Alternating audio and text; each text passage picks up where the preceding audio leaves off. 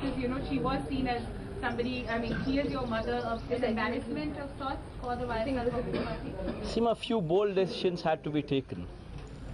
See, we saw Narendra Modi wave, and it had to be countered. So, a few bold decisions had to be taken, and we took a few decisions. Few misfired. It's okay, isn't it? That's okay. Are you worried that with Chandrababu Naidu in power, their No, against you will? I think I'll just address the Telugu media for just a minute, ma'am. This answer. But so it doesn't make a difference. See. So Sonia Gandhi did whatever she could do. Now it's going to start off with Chandrababu Naidu. So what difference does it make? We'll still fight. Ultimately, I believe in God. I believe in destiny. Ultimately, God will lead us. Okay. Now, I'd just like to.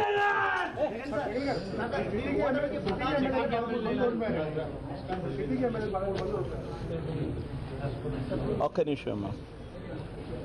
మరీ ముఖ్యంగా తెలుగు మీడియాకి address చేసే ముందు మొట్టమొదటిగా నేను నా మీద నమ్మకం ఉంచి,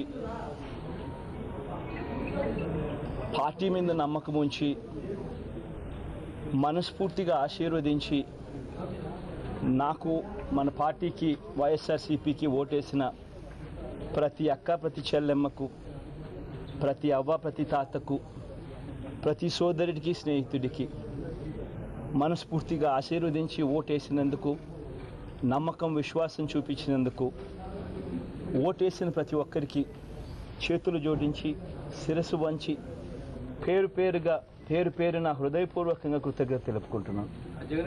నా మొట్టమొదటిగా ఇక్కడి నుంచి మొదలు పెడుతున్నాను. ఇంతకుముందు నేను చెప్పినట్టుగా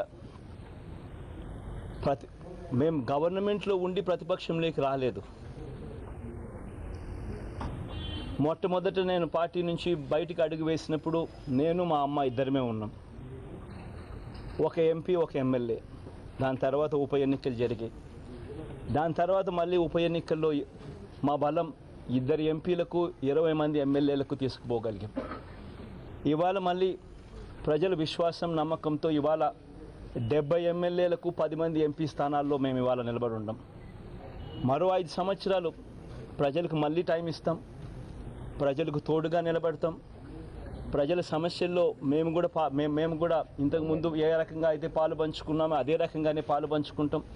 ఇంతకుముందు 5 ఏళ్లలో కూడా ఎక్కడ ఏమి యాజిటేషన్ చేయాలన్నా అక్కడ జగన్మోహన్ రెడ్డి ఉన్నాడే తప్ప చంద్రబాబు నాయుడు గారు ఎప్పుడూ లేరు. క్రాప్ హాలిడే జరిగినప్పుడు కూడా జగన్మోహన్ రెడ్డి ఉన్నాడు అక్కడ. చేనేతలు చనిపోయినప్పుడు కూడా పరామర్శించడానికి జగన్మోహన్ రెడ్డి ఉన్నాడు అక్కడ.